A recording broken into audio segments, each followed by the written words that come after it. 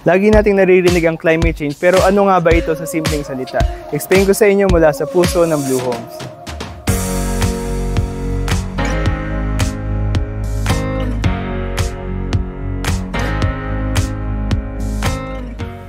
Ang climate change ay hindi yung typical na pagbabago ng panahon na mainit ngayon tapos bukas malamig naman o kaya maulan ngayon tapos bukas maaraw naman. Hindi ganun ang climate change. Ang climate change ay ang pagbabago ng average condition ng buong mundo sa pangmatagalan. Isang halimbawa ng climate change ay ang global warming. Ang global warming, ito yung pagbabago o pag-init ng average temperature ng buong mundo sa pangmatagalan mula ngayon kumpara 50 years ago, 100 years ago, base sa mga studies ng mga scientists. Sa graph na ito ng NASA ay makikita ang mabilis na pagtaas ng average temperature ng buong mundo magmula noong 1950s hanggang ngayon. Ano ba nangyari noong 1950s? Third Industrial Revolution, na kung saan nag-boom ang manufacturing industry at ang automobile industry.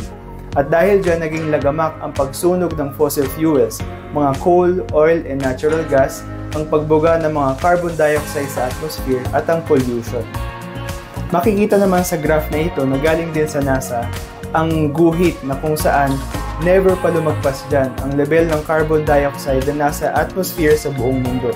Pero noong 1950s, noong Third Industrial Revolution, nag-spike bigla ang level ng carbon dioxide na nasa atmosphere at lumagpas na sa guhit na yan.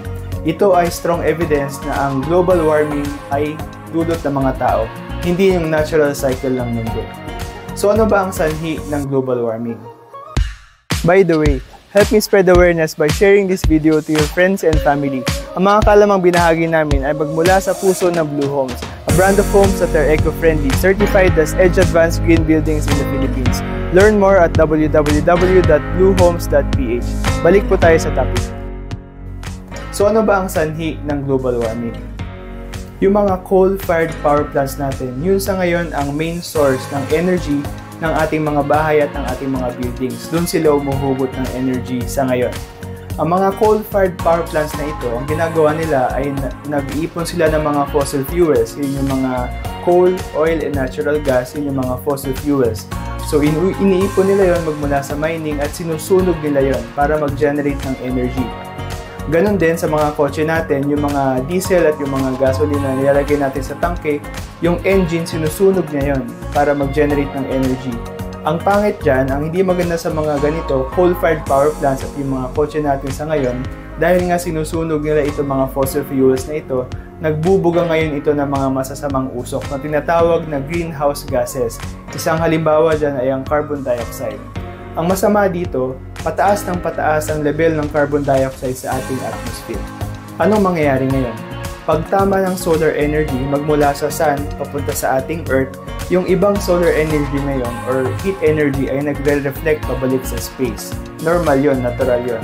Yung ibang energy naman na yun, yung ibang solar energy na yun na galing sa sun ay natatrap sa loob ng atmosphere ng earth na kaya umiinit ngayon yung earth.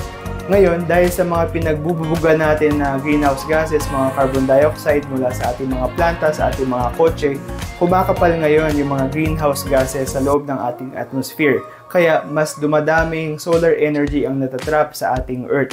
Mas umiinit ngayon sa ating mundo.